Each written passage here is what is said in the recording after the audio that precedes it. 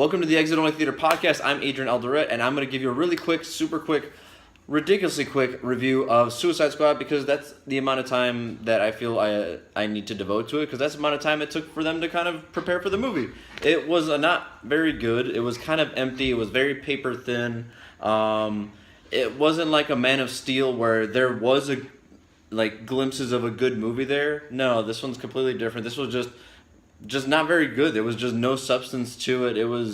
They literally just tried to put some music under some scenes just to make them fun. And I'm not gonna lie, there were a couple songs where I'm like, oh, I like this song, fun sequence, but it wasn't very fun for a movie that was billed for being something that's very poppy, very punkish or whatever. It was just kind of lame. The things that I were kind of looking forward to in the movie were Jared Leto's Joker, Harley Quinn from Margot Robbie, and Will Smith.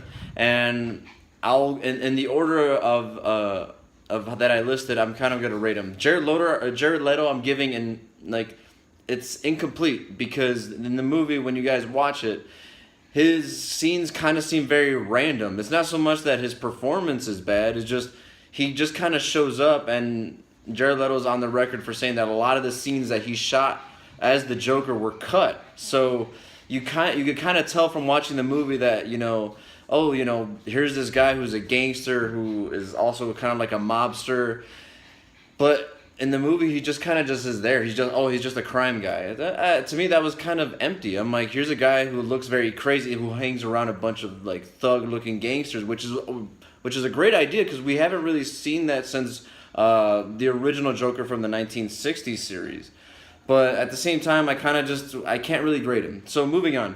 Margot Robbie as Harley Quinn was dumb. It was very stupid. She didn't really take anything.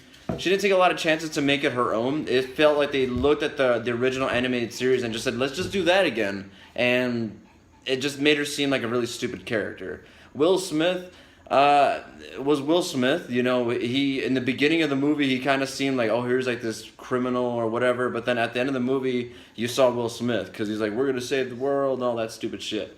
But yeah, there was it reminded me of like a bad 90s video game movie. It reminded me of it's almost exactly like fucking Mortal Kombat 2, whatever that was called. But it was just very empty. You're just there because you're just like, oh, those are the characters that I see in the game or in the comic or whatever. And they're just like, let's just do that. And it didn't come out very good. I feel bad for David Ayer because he is a good director, he's a good writer, but you could tell he was out of his element here, and he was very underprepared, and the studio didn't really give him time to really do anything. I'm not gonna say that I hate it though. Like if you want to watch it, cool, but I'm not gonna recommend it. It's one of those movies where you see it once, you're just like, cool, I'm not paying for this anymore.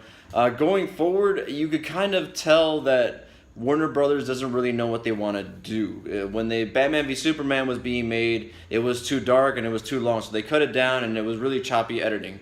In this movie, it was choppy editing again, but you could tell that this was kind of the movie they were going for. Even though reports saying that David Ayer made his own cut, they shot a lot of stupid-ass scenes. With all due respect, if you shoot a lot of stupid-ass scenes, you're going to make a stupid-ass movie. And yeah, that's what it was. It was very paper thin. There was really no substance to it. There's no characters that I really look forward to going forward. Besides maybe Jared Leto's Joker, he's the one guy that I still want to see going forward because the idea of his character is really cool. But in this movie, he was kind of let down by just crappy stuff. So I would not recommend watching this movie. I pray to God Wonder Woman isn't ruined by Warner Brothers. I hope Wonder Woman is a good movie, but you can't really trust Warner Brothers now because Man of Steel, Batman v Superman, and now this. You got 3 bad movies in a row. I don't care what anybody says. Man of Steel was not very good. Batman v Superman was not very good. And this was hella not good. So I will say that, going forward, Marvel's still the king. They're the king of the hill right now. So if you want to watch a good superhero movie, go to Marvel movies. So that's all I have to say for that. I'm going to sign off. I'm Adrian Alderette. Stay tuned. We'll have more reviews for you coming forward.